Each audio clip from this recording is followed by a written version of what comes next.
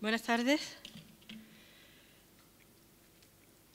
A esta presentación triple la hemos llamado Leer la voz americana porque queríamos una segunda edición de algo que celebramos el año pasado con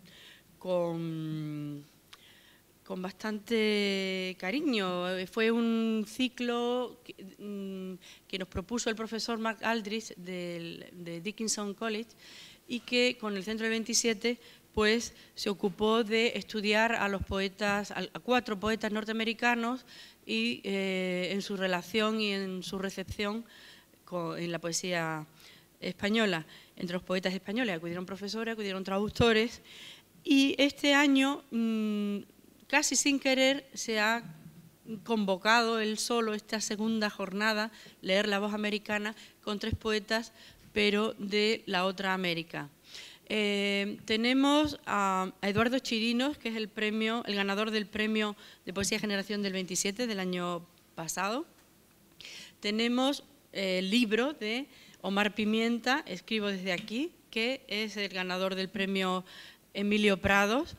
Y aunque no, el libro, a ver, está ahí lejísimo, tenemos el libro Requiem de Ledo Ivo, que el Centro del 27 y el CEDMA, el Centro de Ediciones de la Diputación de Málaga, coedita con la Diputación de Córdoba y es el Premio Casa de las Américas de Poesía del año pasado, que se da un libro ya publicado. Corresponde al poeta Ledo Ivo, uno de los mayores nombres de las letras brasileñas contemporáneas, y tenemos la suerte de tener aquí a un traductor de Ledo Ivo, que es Martín López Vega, y al que vamos a invitar para que cierre el acto y que lea un poema de los traducidos por él en una colección preciosa que se llama Vaso Roto, del título Plenilunio. Lo vamos a llamar para que cierre esta lectura. Pero vamos al autor que nos ocupa, que es Eduardo Chirinos. Eduardo me ha pedido que lea, que me centre en los datos de su actualizados de su lectura en este cuaderno 14 formas de la melancolía. Para quien no lo conozca, lo voy a resumir, si te parece, ¿no? Aunque ya los títulos de los libros son bastante poéticos. Yo creo que los títulos no dicen mucho del poeta, no los voy a leer todos porque es un autor bastante prolífico, sobre todo en la década de los 80 tiene unos cuantos títulos muy continuados y es un gran ponedor de títulos, yo creo que un gran titulador, aparte de un grandísimo poeta, por supuesto. Nació en Lima en el año 1960. Aquí no lo dice, pero estudió y nos ha ilustrado sobre su educación con los jesuitas de la Universidad Católica de Lima. Publicó su primer libro es Cuaderno de Horacio Morel, le siguen Crónicas de un ocioso y Archivo de huellas digitales, Sermón sobre la muerte, Rituales del conocimiento y del sueño, Libro de los encuentros, Canciones del herrero del arca, Recuerda cuerpo, muy cernudiano. En el año 2003 viajó a los Estados Unidos, donde se doctoró con una tesis sobre el silencio en la poesía hispanoamericana.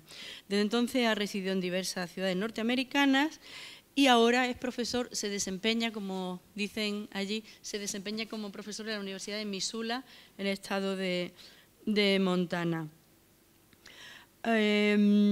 Entre sus últimos libros destacan El equilibrista de Bayard Street, Abecedario del agua, Breve historia de la música, que fue premio Casa de América de poesía, no Casa de las Américas, el Casa de América de aquí, escrito en Missoula, No tengo ruiseñores en el dedo, Humo de incendios lejanos, publicado en México, en la Universidad de Nuevo León, y por último este libro que hoy nos convoca, Mientras el lobo está. Quiero decir que es un crítico excelente. Entre sus trabajos como crítico habría que destacar Rosa Polipétala, Artefactos en la poesía española de vanguardia, que es un trabajo magistral. Y me gustaría también destacar su faceta como traductor.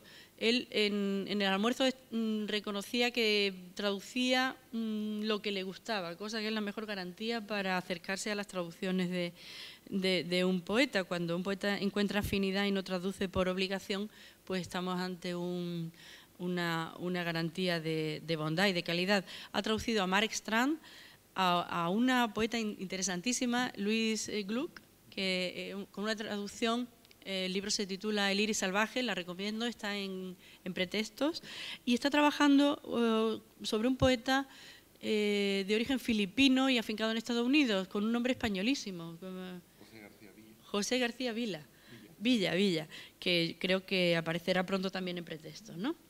Muy bien, pues nada más, yo no quiero restarle tiempo a su lectura. Él ha venido de Montana para deleitarnos con sus poemas.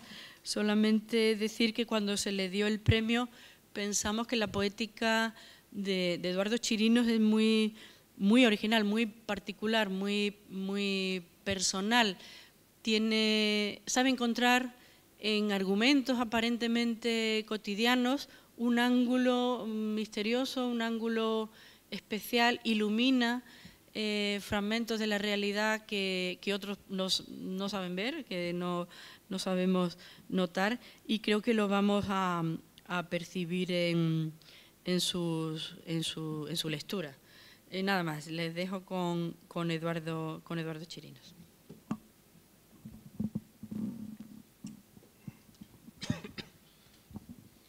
Bueno, muy buenas tardes a todos.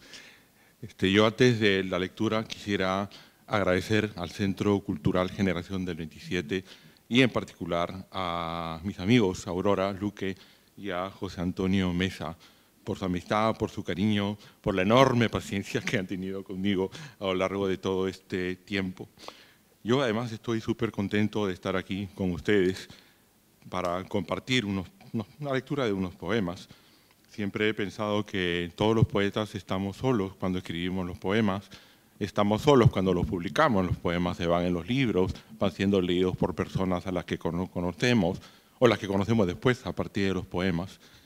Pero si hay algún momento brevísimo donde el autor, el poeta, se siente acompañado con los lectores, sean muchos o pocos, es en la lectura de los poemas.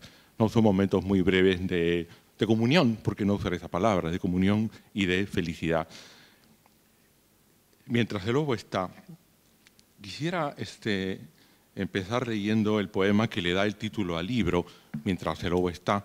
En el almuerzo conversábamos con Aurora y me preguntaba si ese título tenía que ver con alguna canción folclórica peruana.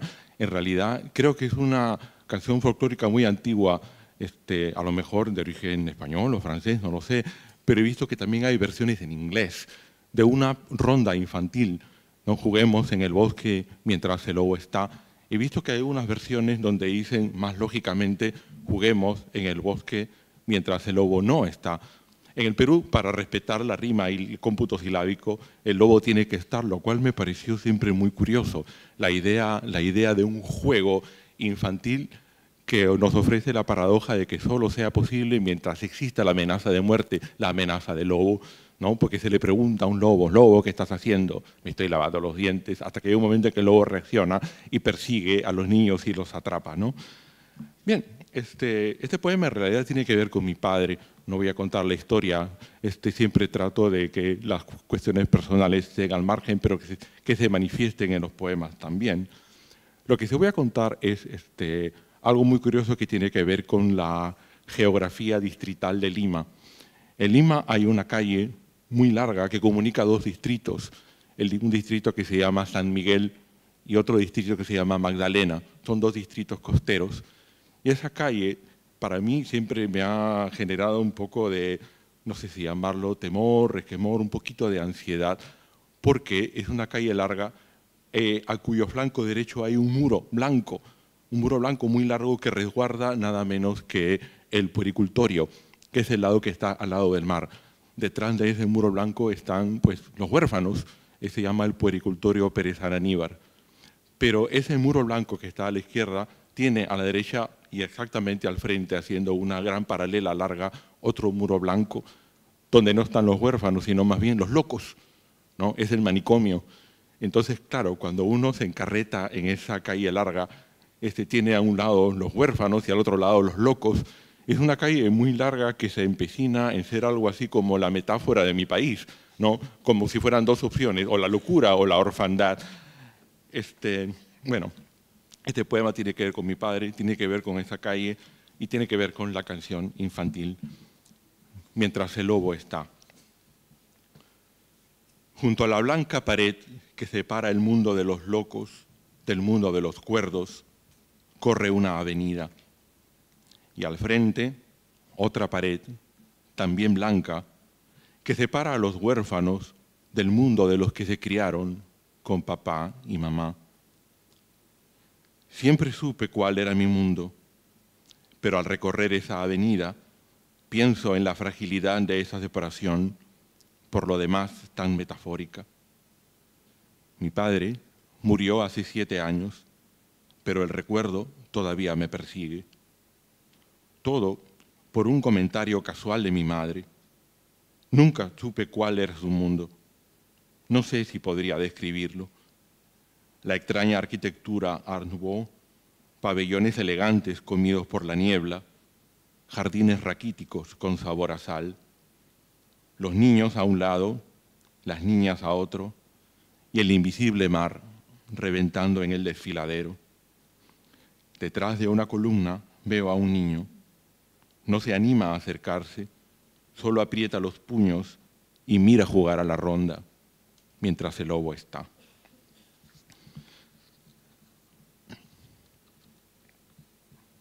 A la mañana siguiente. Es un poema de matrimonio. A la mañana siguiente. Desde que nos casamos hasta ahora, he reducido a 2 las cucharadas de azúcar que le echo al café. ¿Antes cuántas eran? Tonta pregunta, como cualquiera que invoque aquellos años que vuelven sin piedad para cobrar lo suyo. La diabetes es cosa de familia, sí, pero hay que cuidarse. Con el colesterol igual y el pobre corazón que de tan grande falló a quienes más quería. Los poemas que escribí para ti los repiten jóvenes que llegaron a la edad de nuestros hijos.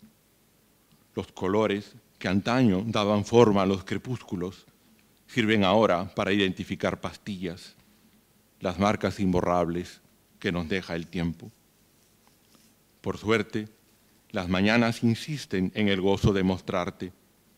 Te bañas, te secas el pelo, eliges la ropa que usarás durante el día y te miro con el rabillo del ojo, que cede cada vez más a la presbicia. Y el tiempo pasa sin hacernos más sabios. Pronto cumpliremos la edad de nuestros padres. Pronto nos convertiremos en nuestros propios hijos. Estoy leyendo un poco en desorden. Este poema es el primero del libro y se llama Otro poema doméstico.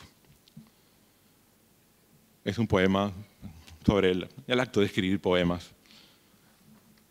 Y bien, aquí estamos de nuevo. Yo, sentado frente al ordenador, sin bañarme. Tú, como siempre, detrás de la pantalla, haciéndome gestos en la música, nadando en el café ya frío. Por la ventana veo caer la nieve. No le presto atención. Hace tiempo dejó de ser metáfora. Pronto volverá Janine de la universidad. Si en 10 minutos no apareces, me iré a tender la cama, a darme una ducha, a calentar el almuerzo. Tal vez entonces te vea dormida entre las sábanas, en las gotas que resbalan en la cortina del baño, dejándome mensajes en la borra del café. Ya lo sabes. Si te escondes, bien. Si vienes, bien. La paciencia es una virtud que se gana con los años. Cuando llegue Janine, le diré que he perdido la mañana. Me dirá sonriendo que no importa y será suficiente para volver a empezar. Lo malo de la poesía, dijo Billy Collins, es que anima a escribir más poesía.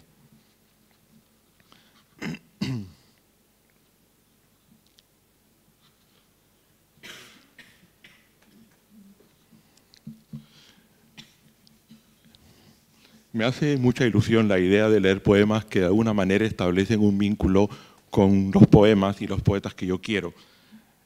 Este poema se llama El mundo de Cristina, que tiene un título casi homónimo a un poema de María Victoria Atencia, El mundo de Cristina, del pintor Edward Wyatt, que además es un poema que ha sido recorrido por un gran amigo mío, colombiano, Ramón Cote.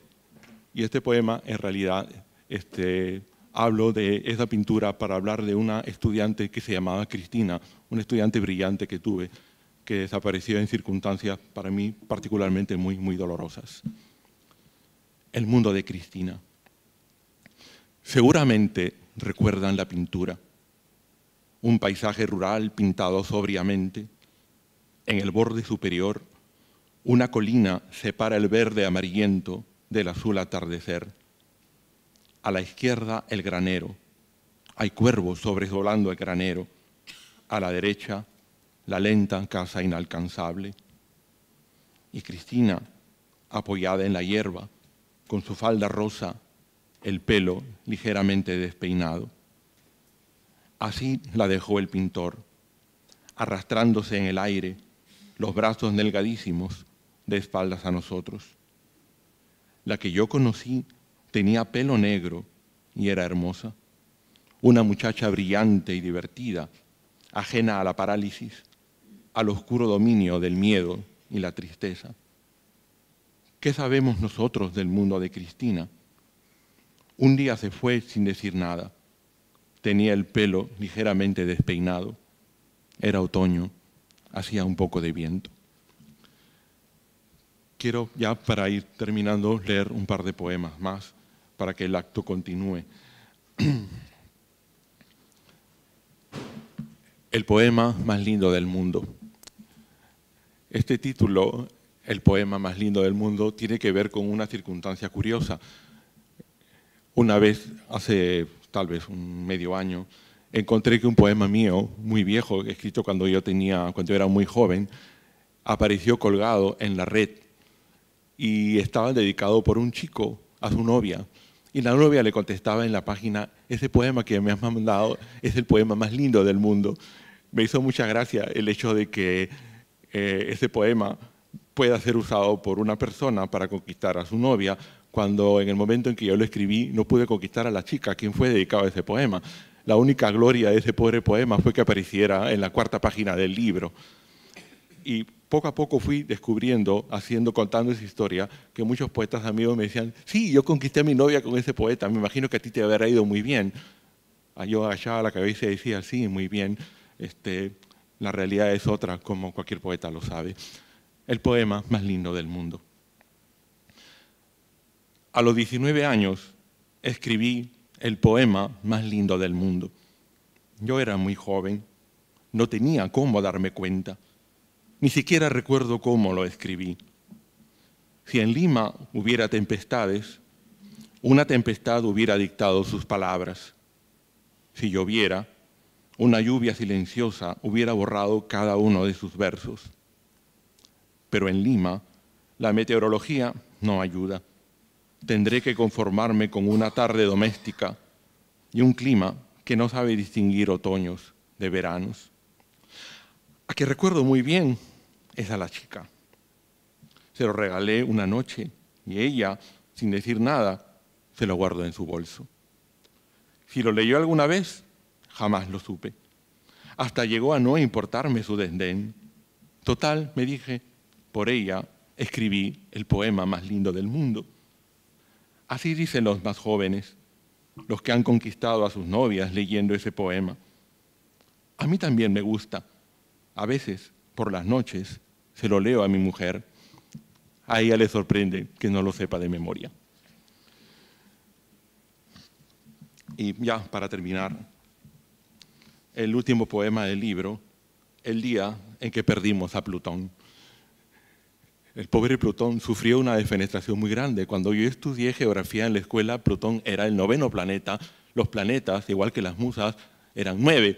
Y de pronto, en un número de National Geographic, decretaron que ya no existía Plutón, le dieron otra categoría y nos quedamos con 8. La geografía es curiosa. Y luego, viendo cuándo había sido Plutón ascendido a la categoría de planeta vi que había durado en realidad muy pocos años. Es un canon muy exigente y me di cuenta, haciendo el cotejo de años, que Plutón había sido planeta casi exactamente los años que había vivido mi padre. Plutón, mi papá, no saquen conclusiones, simplemente es un cotejo matemático. El día en que perdimos a Plutón. Le seguía en orden a Saturno, el que devoraba a sus hijos, y a Urano, la bóveda del cielo. Después de él, no había nadie. La canción se terminaba y otra vez comenzaba el silencio. Era divertido memorizar planetas. Entonces eran 9, ni más ni menos que las musas, y con un modesto telescopio se podían ver algunas noches. Pero Plutón era imposible. Su reino era el Hades. Allí vivía, refunfuñando en un planeta que nadie se atrevía a visitar. De niño lo imaginaba gigante y barbudo, el más celoso e implacable guardián de los infiernos. Por algo decían que no era buen tipo. Su luna era Caronte y además le había hecho esa maldad a Proserpina. ¿Qué era eso de raptarla y dejarnos en la blanca miseria del invierno? Los astrónomos son gente vengativa. Su reino duró apenas unos años, casi los mismos que vivió mi padre. El día en que perdimos a Plutón, las tiendas abrieron como siempre. Hacía un poco de frío. Bueno, muchas gracias.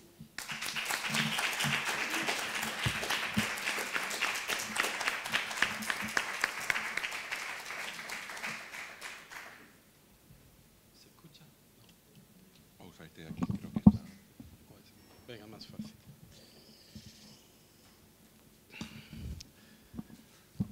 Buenas tardes. ¿Sí? Buenas tardes. Gracias, Eduardo. Aunque no sé qué has hecho, pero creo que has echado los lobos para que Aurora se tuviera que ir de la mesa mientras tú estabas leyendo, ¿no? Mientras el lobo está. Bueno, después de presentar el premio Generación del 27 en la convocatoria del año 2009, toca ahora presentar el premio Emilio Prados para autores menores de 35 años en esa misma convocatoria. Nos hubiera gustado, por supuesto, que estuviera también aquí con nosotros Omar Pimienta, mucho más cuando además los dos autores son de más allá del Atlántico y bueno, pues podríamos haber tenido un diálogo muy interesante. Pero pues por problemas de agenda, que se podría decir, y por problemas de presupuesto, que como saben ustedes en el año que estamos, solo hemos podido traer a Eduardo aquí con nosotros. Eso no quiere decir, tenemos la esperanza de poder traer a Omar Pimienta en otoño para cuando hagamos el próximo fallo del premio Emilio Prados y a él como ganador del año pasado pues formará parte del jurado y entonces pues quisiéramos tenerlo aquí para la deliberación del jurado y también ya aprovechar para que pudiera leer y presentar su libro. Como no está hoy, pues a mí como miembro de ese jurado del Emilio Prados, del premio Emilio Prados, me toca hablar sobre su libro, presentar, aunque sea brevemente, la obra con la que ganó el premio, titulada Escribo desde aquí. Este libro, tengo que decir que al jurado nos sorprendió bastante porque era un libro muy distinto. Entre todos los finalistas estamos acostumbrados año tras año, es lógico también, a encontrar libros que entran siempre en un cauce, en una corriente literaria determinada. Entonces, en las últimas convocatorias pues, encontramos libros, como está ahora muy en boga, libros herméticos, simbolistas, otros que todavía continúan siendo herederos de la poesía de la experiencia, libros neosurrealistas, neorrománticos.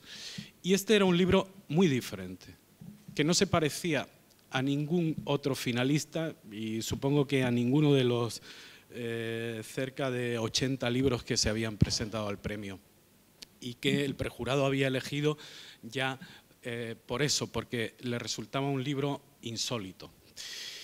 Y ese mismo hecho también hizo que no fuera un libro que desde primer momento fuera aceptado por todos los miembros del jurado, sino que la deliberación fue bastante dura, porque hubo miembros que estaban muy de acuerdo con premiar este libro y otros que no lo veían así.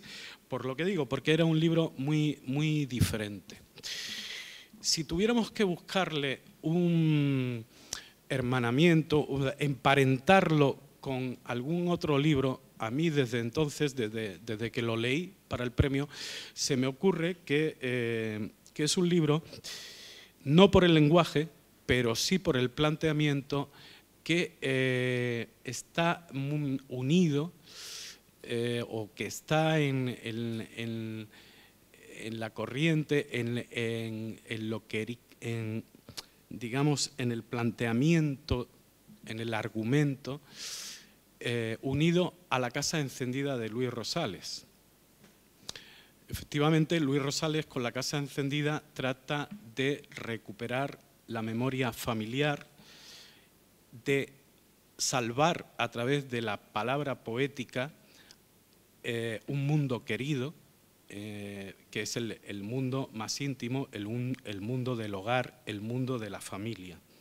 Y Escribo desde aquí es también un libro que lo que hace es remontarse a la memoria familiar, presentar una saga, una familia que parece ser la del poeta que escribe el libro, y tratar de recuperar, de salvar la dentellada del tiempo homicida que decía El tiempo homicida de Machado, salvarla de la muerte, del dolor, de la enfermedad, de la tristeza, del tiempo que acaba con todo, pues a través de la poesía fijarla para siempre. Y esto lo hace además casi, digamos que el libro, como ocurre también en La casa encendida, los poemas no tienen título, son como fragmentos que se van sucediendo uno detrás de otro, y el primer verso va en mayúscula porque parece que introduce una escena diferente. Entonces, el libro está montado realmente como un álbum de fotos familiar. Y en este caso no es baladí lo que estoy diciendo, no es muy fácil, es el tópico, decir, si está recuperando la memoria es como un álbum de familia, de fotos familiares. No, porque rápidamente, cuando abrimos el libro, el primer poema ya, el poeta justifica el título, empieza diciendo, aquí estoy, un poco más adelante dice, ahí estoy, refiriéndose a unas fotos. Después dice, estoy acullá, se ríe un poco de esa palabra, porque el tono irónico siempre está en el libro. Y ya sabemos que efectivamente estamos ante un álbum de fotos. Pero es que muy poco después hay un poema, todos los poemas, todos los fragmentos, en todos ellos van apareciendo los personajes de esa historia, que probablemente son los personajes, las personas de su familia, del poeta que escribe. Entonces aparecen los abuelos, aparecen los bisabuelos, aparecen los padres, aparecen hijos, sobrinos, va apareciendo todo ese entramado familiar y de repente aparece un poema muy al principio del libro en el que el abuelo es el único fotógrafo del pueblo. Lo cual, como estoy diciendo, pues casi justifica aún más todo el argumento del libro o todo el recurso que ha usado el poeta para escribir el libro. Si el abuelo era fotógrafo, entonces él, digamos que trata de ver el pasado, la memoria, el mundo conocido, el mundo familiar, lo ve también en instantáneas, en fotografías similares a las que había hecho el abuelo, solo que mientras él lo hace escribiendo, el abuelo pues lo hacía sobre unos cartones. Voy a leer este poema que estoy comentando. Don Bonifacio Ramírez fue fotógrafo. Al parecer no el mejor, pero sí el único del pueblo. A las quejas de la gente respondía: la cámara toma lo que ve. Escribió y fotografió la crónica de Tecoloclán, Jalisco. Vio llegar el primer carro, sobrevolar el primer avión. Alguna vez vino al norte entre guerras, las propias, las mundiales, las terriblemente imperceptibles. Fue el padre ilegítimo de mi padre, bastardo él mismo, obscenamente honesto, lejano, pensativo, enorme. Yo lo vi un par de veces sentado afuera de un estudio, bastón en mano, mirando el pasado, largo y viejo tronco genealógico, espantando las hormigas a sus pies. Nunca me tomó una foto. Nos separaban casi 100 años. Me heredó las orejas grandes, los ojos débiles, una foto de él con bastón en mano, en primer plano, 2 hombres tocan una marimba. La cámara toma lo que ve. Un viejo que cierra los ojos y espera el cesar de la música.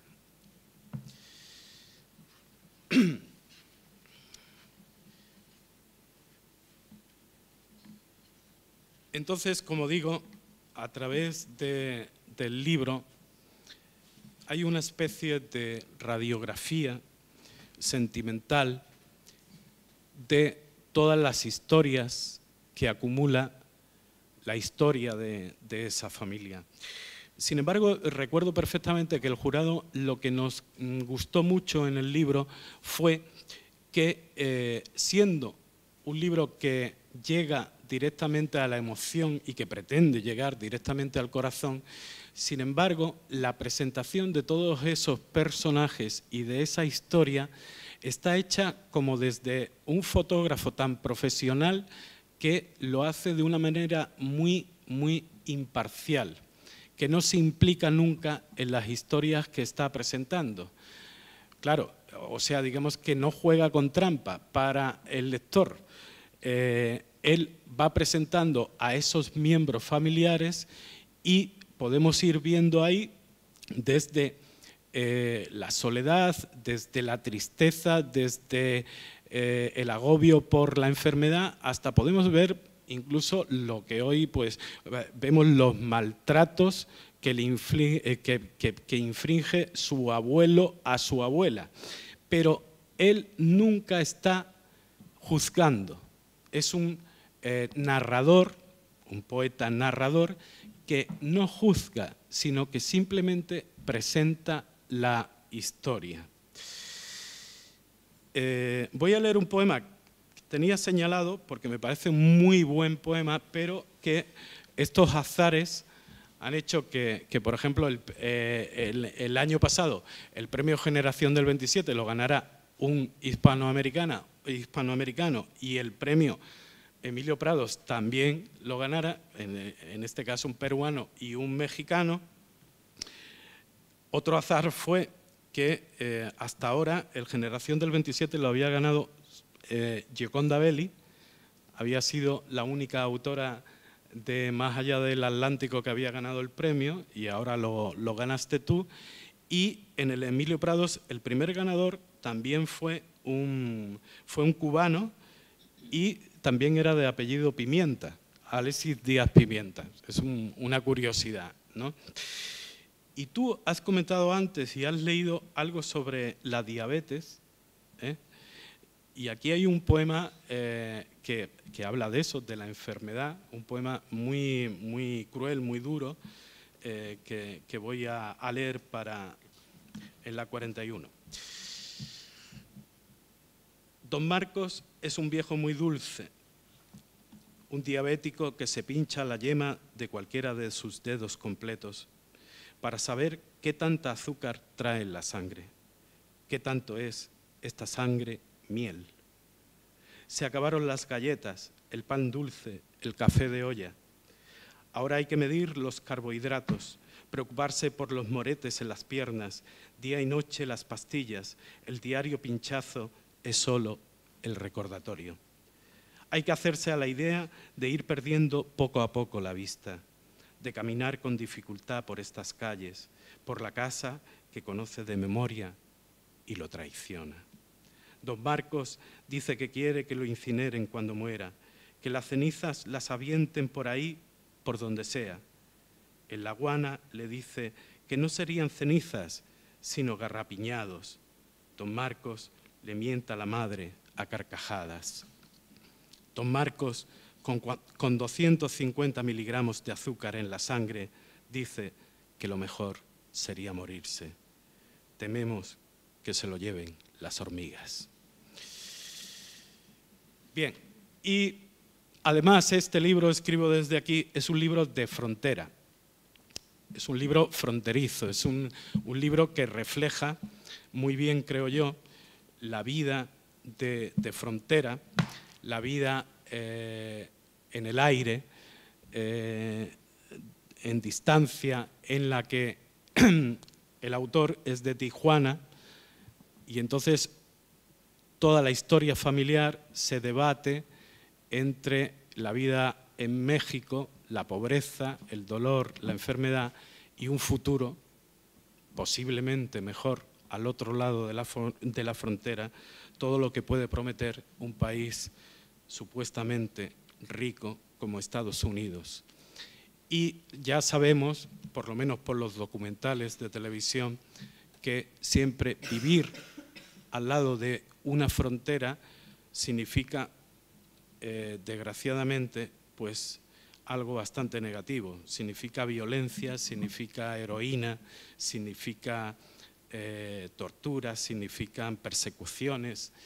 Y esto también está reflejado en la historia que nos cuenta, que parece ser la propia historia del poeta, y en el último poema, el único poema en el que directamente el poeta habla de sí mismo, entonces dice algo que a mí me sorprende muchísimo.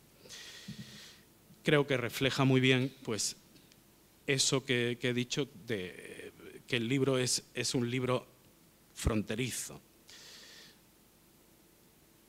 En 2 versos dice: nací mexicano y eventualmente me hice también estadounidense. De igual forma lo haría si fuera Japón la otra mitad de esta frontera. Porque parece que si el pasado era doloroso, bastante duro, tampoco el futuro parece que va a depararle mejoras, ¿no? En fin, creo que por lo que he dicho, el libro suponía un canto a la memoria, un canto a la historia más íntima, a la historia familiar del poeta, pero como digo, contado con distanciamiento, con ironía, con humor a veces, y a veces siempre con ternura, pero a veces también con mucha dureza, como la vida misma es.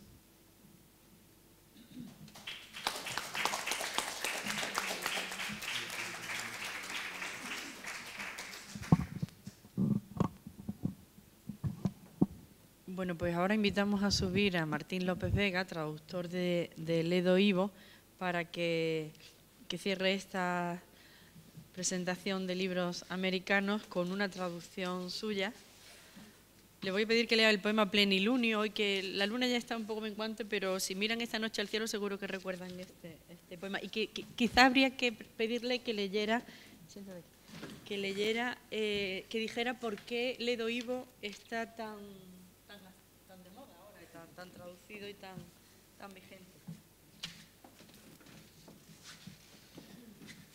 Bueno, pues buenas tardes. Yo pasaba por aquí, nunca mejor dicho, pero es un placer en tan buena compañía. Eduardo, nos vemos poquísimo, pero nos encontramos mucho, ¿verdad? Bueno, a Ledo Ivo le encantará saber que se habla hoy de él, porque es un grandísimo lector de literatura española. He estado con él recientemente y realmente increíble el caudal de lecturas que tiene. Puede estar una hora hablando de Gabriel Miró, cosa que se puede decir de muy pocos escritores españoles, con un gran conocimiento de causa, y le va a hacer mucha ilusión. Le ha hecho mucha ilusión el premio por Requiem, le ha hecho mucha ilusión que se publicara aquí. Quiere venir todo el tiempo a España, seguramente vendrá en septiembre porque le han dado un premio en Galicia del Pen Club Gallego, y aprovecho para decir que publicaremos en septiembre en Vasos Rotos un nuevo libro que se llama Calima, que se va a publicar antes en España que en Brasil, porque él ya se siente poeta español en esta temporada y está muy contento de esto, y saldrá aquí antes que en Brasil, y andará por aquí, o sea que si lo queréis. Y bueno, leeré Plenilunio, que es el poema que me ha pedido Aurora que lea, que es el que da título al que era su último libro hasta que apareció Requiem, que es el que se ha publicado aquí en Málaga. Plenilunio, en castellano, ¿verdad? Sí. Una luna enorme acecha en el cielo pálido de mi ciudad. Una luna. Una luna enorme acecha en el cielo pálido de mi ciudad, o luna de río, de la perversidad y del desvarío, o luna canina de quien está en celo, luna de las mareas y de las tiernas lesbianas que duermen en nidos, igual que pájaros. Casta luna esdrújula, tu rayo ilumina el sueño de las brujas y de los estafadores. Luna embrujada, posada en la mirada de los visionarios. Luna espermática que ilumina el insomnio de las vírgenes cloróticas. Trágica y trémula luna de los drogadictos. Luna disoluta de los hijos de puta. Luna de los maricones escondidos en las grutas y de las mariquitas locas que alzan en la noche sus voces roncas. O luna de las pobres putas que rondan las autopistas meneando el bolso. Glacial y esquiva luna de las doncellas, camelias inmóviles en las altas ventanas. Impura y obscena luna de las perras. O luna de los gays y reyes destronados. Blanca, blanca luna, blanca como las hostias y las blancas mortajas. Aséptica y veloz luna de la informática. Alegre y altanera luna que alucina gallos y murciélagos entre los valles negros que esconden margaritas y pálidos ríos. O luna de las islas que cada noche migran en busca de otros mares. O luna errante de los camioneros. Luna de pigmento de plomo en el cielo siempre lejano del hambre de los hombres. Luna sin San Jorge que vigile los pasos de los monjes ascéticos y los gordos abades. Luna de los lunáticos que sueñan con la luna vagando cada noche por las calles desnudas. Luna de los gitanos que roban caballos en la noche tan clara que parece fría. Fría e inmaculada luna de los amantes acostados en camas que parecen navíos en muelles de azucenas. Luna de los dementes que ladran como perros en las noches de luna. Oh cruel y frígida luna de los suicidas que alumbra la muerte y oscurece la vida. Luna lánguida, pájaro sin alas, gran sol de plata que guía los suspiros de las amas de casa. Luna de la alegría, las cigarras cantan pensando que es de día. Luna virginal, hermosa como pan, blanca, blanca, blanca, con la blancura de la cal. O luna que viste del más puro lino la forma de la noche, o luna de armiño. Blancura, blancura, luna coronada de blancas espinas. Es el plenilunio, luz que ilumina tierras y mares, casas y caminos, y esconde en la sombra pájaros y nidos. Y un cielo desproporcionado se abre al alma inmunda que entra en el cielo solo mientras Dios duerme.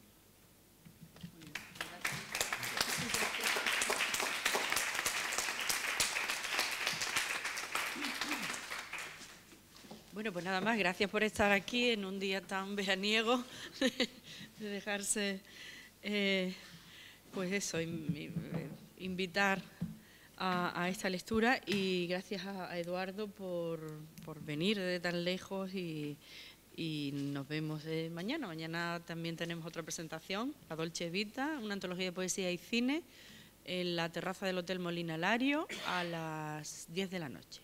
Una antología realizada por Francisco Ruiz Noguera, que se presenta dentro del ciclo Málaga Cinema, y en el que hay bastantes poetas malagueños antologados, porque a muchos interesa el cine. Muy bien, gracias. Hasta luego.